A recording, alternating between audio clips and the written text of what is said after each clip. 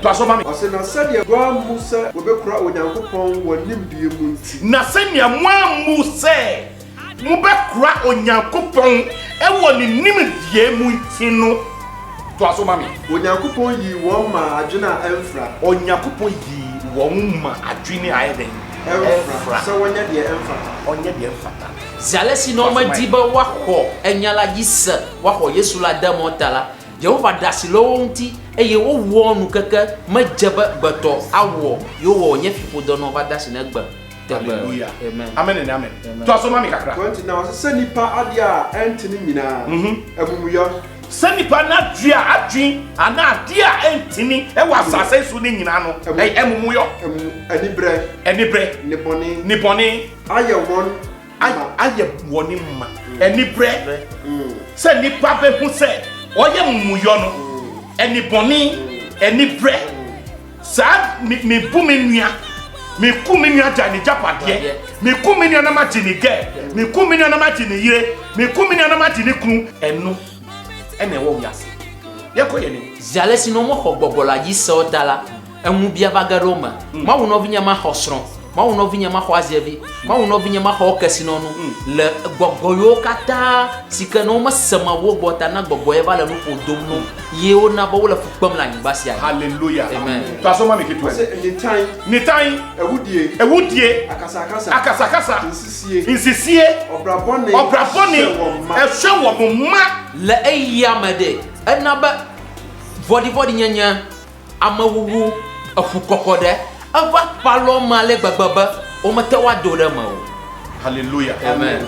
Being filled without unrighteousness, fornication, wickedness, maliciousness, full of enemy, murderers, cheaters, robbers, wickedness, dirty, backbiters, haters of God, dependful, proud, boasted, inventors of evil things, disobedient to parents, without understanding, covenant breakers, without natural affection, implacable, unmerciful, who knowing the judgment of God, that they which commit as such things are wealth, death, not only to the same, but have pleasure in them that you do. Amen. Senipa adia entini nyina. Senipa adia entini nyina. Emumuyo. Enibre. Nibonye. Aye won ma. Ko. Zalesi no ma se gbogbola gomotare. Anu ma vivi. Mubia. Ahasi wowo. Afachokaka. Alo ma fun. Alabo o ma senyala gomo. Omunti ase. O ma se agbanyala gomo. Hallelujah. Amen. Omunti nyame ase. O ma se nyala gomo. Ni time ewudie akasa insisie abraboni ahye wo mma to asoma vodi o ayo mafun alegbagba amababa ajodada amen novi wuvu alamele dome kadi enwuva afato kaka Hello male gbegbe alabo o ma onyala deme o yenko ye ni amen o se insekubafo nyankopon atamfo anodefo ahantan mi na me I am that I am odinisa e bi se debu barade san oda ahantan jei dokwedodora jito odinisa se debu bang to siakota but adesa obeda enyeto gwezagagla because ezana to po adesa obeda we run them wonder ela mlanyi kokoko na owura na kasa take over jifo winto tola eho odo no owura na kasa be take over na jifo winto ho because ke wa program us adesa di obeda ela ba awale gbagbaba na brero bu to siako joiji ba yenyaye na zado ala dalo cha obeda ela no doga ko enu na me pesa ni catch ma direm na asebo mani na semo na me catch say jaya huma so no yeta ma gbagbrom no obede dokododo la jede jaya huma so no dokododo la jede ba jiwo jai minu enyenyenya ma jai bi osofo pani pa no enyenyo osofo gan jai sa mi na me businessman kese no o businessman tontotom jai sa mi na me minister kese no agabro be nyenye minister kata o jai sa mi na me president kese no menye enyenye president gan kata ma jiwo dago. Hallelujah. Amen. Akonya na utraso no bi atraso wa betwe ma sana wo ba betraso donwi be na kai be zikpe di ne no ka file kakami amare no jiba happy kai hunu se dama ya wu no na ya wu obi no wa nya sika abesi blog dan no wa nya sika asida wo baby ansana wu wa ba nya sika ansana wa ba si dan no iti ja homa so no donkwi be de happy no wajiye de wo jiamala ekpo gabayi eno anyigba ibaji ewo atosi ni vai happy obaji ta jujo dokododo la jima ja homa so ni se obi atoka atremu ansana wu atoka ja homa so ni se obi afrantuma ansana wu wa frantuma na sesi akwa no wu kra no ntuma na wu fra no eye falafala titi hono no mu frantuma si ampa no binya donkwi be de dokododo la jiye yele dokododo la ji ahoga na tunere kakamle ji nye hode kamele area olo ahuya ma fra de kamele area olo amado flop ma ba yi hafi amro tu homa ba yi hafi avoeta mana la gbala koso console ba na donki ba gbadagba to de dumase oda so bo yo bla ba yi hafi e wo gba ne ba la kakam la doko dom laji hallelujah amen e wo so hu se ya wu no na dansi ho asana wu nyini alaba na dagesi ba hafi wajiye la afole hafi ba ya wu di pass asenso no na obi anya sika ayeye na kanso na obi ma me di wa furu ye na chese obi ayeye anya sika toka asana wu wa beto de iti jai sa mia wu ye no na jaku masoka na adonkwi ba hafi wajiye la amada anno agbame ba yi ekpoto sinu ba yi eplavu ye ahuye ma oji ko da hafi na ko ikoji ko ba eplavu ma no ma kota no vinye otuno o gai bogodo ko ba ma wono wa yira bana hallelujah dama wo nyini ye no bi atoka atreche fa wo de fa me yo jebahi jebana o ma chocho sa me ma weni na asa na wo ba nyini ye wa ba ye pema ketechie na wa ba ye ya anya sika asa na wa start asidan obi asidan atro so plaza asa na wo nyini ye hafi na wona bana do ko dollar ji be yi nya kasino tode amala provu ngole ji be ebe yi amala provu ngole ji be poma no friend amala provu ngole ji be one day it shall be well afi wo agba afala do ko koson la do ko dollar ji la do ko dan be yi nya no to enwlo ma wable la do ko nwo pam enwlo Kristo ye woble ko do ko dan voma tro agba afi na gapopola na de hallelujah amen o se wanya sika toka abaye ko gaplabu sika no oni sika na dadan mu me pel egala ho ma domlo by time o ko toka no na ka no timi fa ne si umpa ne nchen o ga kaka na ba plabu de ko hoda kwa hallelujah amen o de ka de si baby fu from na wo su wo ala gota alo ala garage amoro clap yo hai ha garage mana ngota vololo le moto o to la ka na wa to na odi akaka bi nsem no sa ka no obi atoka ni bi ajawo afuma na pla ko la gagai won ko do ko dolaji bono pona ile area be yenye champion amaro wonka o plafuma o play over and over happy over plafunicho obi anya sika sana wa anya sika amaranya gato ba yika fi won obi anya rich and sana wa be rich amaranya gato ko ba happy over obi acheda anya ne sika na onu wa ye adiesie asana wa be ye na san e na o se to nyum frewo papa ma mi jai na nyakopon na tembo no eye de enti no jai na bre ho ase amare ko gaba ikoko amare nya kasino to ba ho gafi wo nchoncho e ho ha abado ko choji ba no ji anu wayo no vnya nya ba matrolo wa gba mo de abade fu no choma gba ye juma voma anyeto hallelujah amen and amen to asoma mi kakra ahunhu afuo ahomaso ahunhu dola ji to no was send the book fine atasi akọ anya kobla anya amare kama gale amo katare no vinya maji odago ase ne bone fare by for no boni ni boni ni enroboni ni fare by efuo eni jai ameye nya mutasala nouveau wola o dumeto de kanya trola gba mama na akọ jifo fiadu kolama hwe wo si wa de dro abaye ho vadu wo si wa tware dro abaye le atika but obi atware dro ni bi aja amade legbe le atika ho vadu hafi wo na ba kwa njonjo tama wo wanya mmeko misua wanya mmeko titie dro no na wanya kakoshi to dro no no bi adika ko ji atade kue mmeko misua na dro iti anu oshi say wo de no iti kawa no tum ne tra ho gama mo bo plan be kwa papa kede amare jesina na togo kokoko kafi wo banya je dunyicho before. Hallelujah. Amen. What you see, who knew? Aba yenya ye. Who see, Obia Kasa? Aba o ye ne ye fo no America ma. Who see, you suffer, or yet did. Abe nyo so for the dialogical. Hallelujah. Eh na egbolo ma wonya America. Obia the kind ye Baptist so suffer, Obia the kind ye Catholic so suffer, Obia the kind ye bishop, Obia the kind ye apostle, Obia the kind ye doctor, Obia the kind of doctor degree, Obia the kind ye bibi, Obia the kind ye evangelist. Asana obey evangelist. Iti kawano. Hafi ne wo na ba no do ko ma dola gibe evangelist America melo. Odifo America melo. No bo so for ne preacher ye koyo. No vinya. Na donki ba amado we ba ikokoko afi e ba nya popunto afi o ba yo be Roma father injo. Hallelujah. Amen. It is such a water. Amen. Such a free money no. Troto onu. To asoma mi kakre. Awofo asem ho asodenfo. Awofo asem ho asodefo. Awofo a ubaya de boni anka nenim. Na wasafa no so.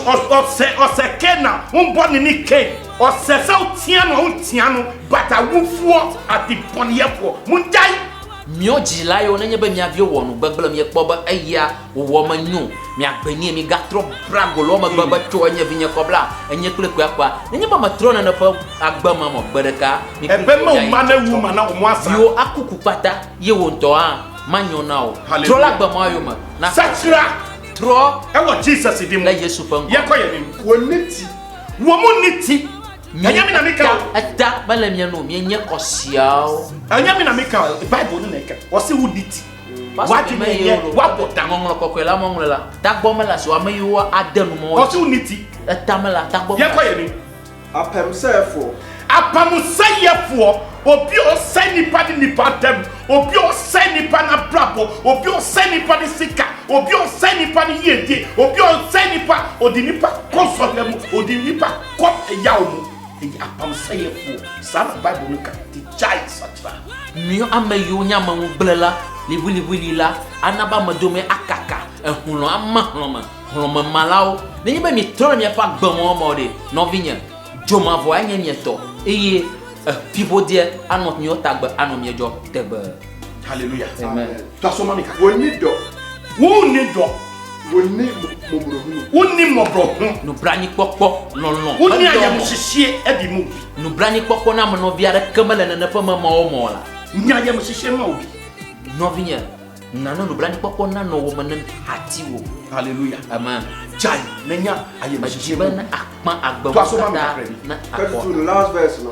Ose na woni Nyankopon ahyede yie se obonna ese wona wayesa. no omunni mu Nyankopon na sɛdeɛ ne yie sɛ owuo no na Ese wona ɔsɛ wɔ mo ɔyɛ saa nneɛma no nana pa nana matoma o de jesila bibla o nyala no ba no hola ma o de aku ye nya o fatu ga ka o gato ko laji la agbon oji no hallelujah Amen. amen and amen ɔmunni mu paa o nya pa sɛ nneɛma wei a ɔmo yɛ ne nyina ba no agbama yo no no me ɔmo ne ɔmo fa soɔ aku ye nya yo ba bɔne no leader ɛyɛ curse na ɛyɛ ɔmo fa soɔ people da ye nya no voye o mo la but still a ɔmo kata ɔmo ani ɔmo kata ɔmo ani ga ka No o ma yɛ mienku bɔne no. awe bam hallelujah amen. Twasoma mi. enye yenko ara na woye nanso na nyɛ yara nko o na woye. ɛnyɛ wei nko a na ɔyɛ o na mmom wo pene won wɔpene wɔn akoma ya yes adie no so. wɔpene wɔn akoma ɛyɛ saa adeɛ no Amen. Amen. amen hallelujah Amen. nanso no ɔmo yɛ saa adeɛ no de pene wɔn akoma O deje se pripa ba nouveau body wo mo yola ga ka o kwedo jima ye wala won wale gbagba ko la gbato agbagbele ga ka still o bo yo matro jima. amen and amen Amen. Philippians chapter 4 verse number 19 Philippians 4:19. But my God shall supply all your needs according to his riches in the glory of Jesus Christ. Amen. amen Amen. Philippians chapter 4 verse number 9 Verse number 9. Those things which ye have both learned and received and heard and seen in me, do, and the God of peace shall be with you. Amen. Amen. hallelujah Amen. Colossians chapter 2 verse number 23 Colossians 2:23. Which things have been indeed a tree of wisdom, in will I worship, and humility, and neglecting of the body, not in any honor, to satisfy of the flesh. Amen. Amen. Therefore, brethren, by the mercy of God, that present your bodies a living sacrifice, wholly accepted unto God, which is your reasonable service. Amen. Amen. You from me Dr. Apostle Philip Kato Kansi. Saa pepepe.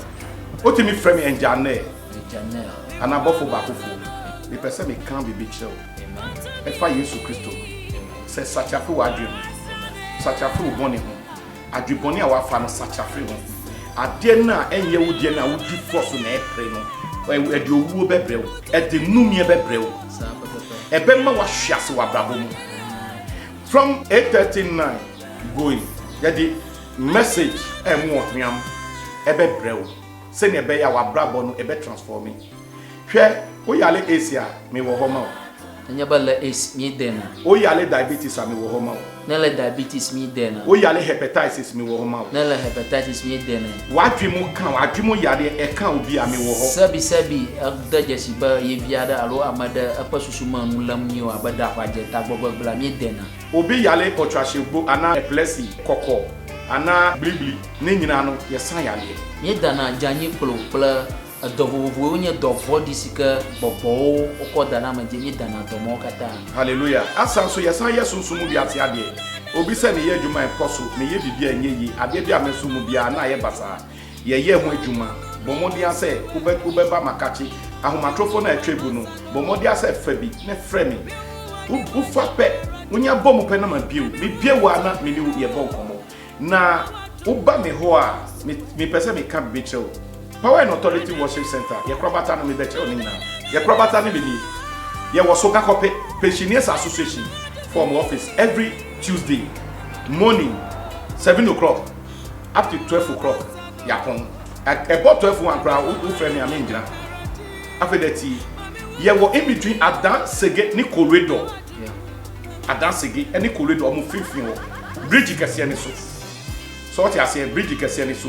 Uba obe hu me every Thursday me wo ho. Matras wo ho.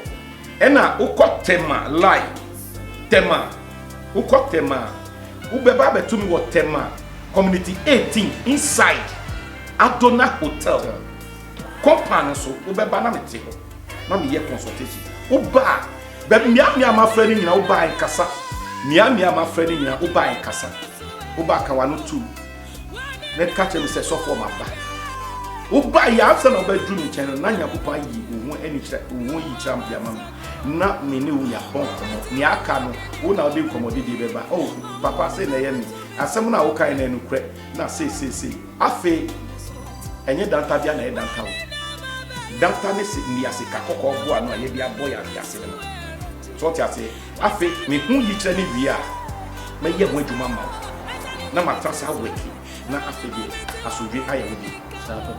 Shami Authority TV abena bebia tie me pese me dey sa asem we etu ani uba me nchen a consultation 50 cedi consultation 50 cedi me pen omu anu mu achia che omu ye hwie nyeye omu abre ache sa foro na me hwehwe mu me pe omu abedi adanse e di akere me se papa yi ayeye ade a me hwehwe no me saka sa foro na me hwehwe so ti enti ema ni hawo waso ache osune na fo ache bomodi ase obe hwe mi Authority TV so me won niam papa bebredi ma nyakopon fa me mu edi ye niam bebredi o fa me mu ye nyuma bebredi bomodi ase obe to am wo ho inside Adona Hotel no every week Friday bia ni wo ho every Friday ni wo ho Adona Hotel from morning to afternoon 12 morning 7 o'clock into be ba brantem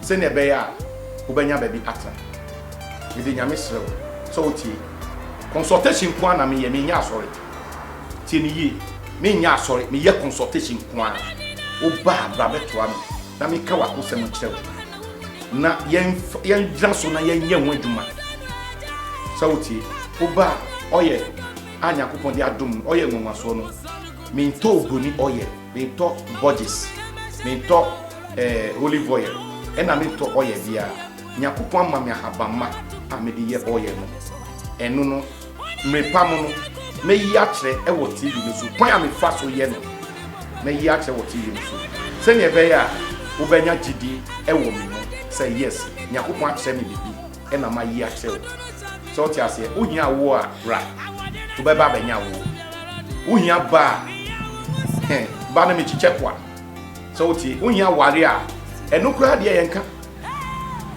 ohia ware a bɔmɔde ana fa mo krom mo fie krata no fa brɛ me sɛ yɛ krata yɛ de yɛ ho ade ni me de me sato su ana me jai to me table su me office table su me catch yourself cobra dase a oba me catch yourself wakasa kofa okofa fa ko ma be mani direct en fa be bia fa hye nsa obehu adanse di ebema amafo di adanse ba be di adanse ni wo adanse di na me hia emu hia me mo ko ye nyame ma wa brache wa chiache ya bu wa che me ma wa be me mo bra be so me hwe na obehu sankyerene e wo nyame ka ho enye wo kese Dr. Apostle Philip Kato Kansi from Power and Authority Worship Center, Shami Authority TV, from 9 o'clock up to morning. Ube Shami Bibia. Ewo. Yami count. On count. On your pedema. Bye bye.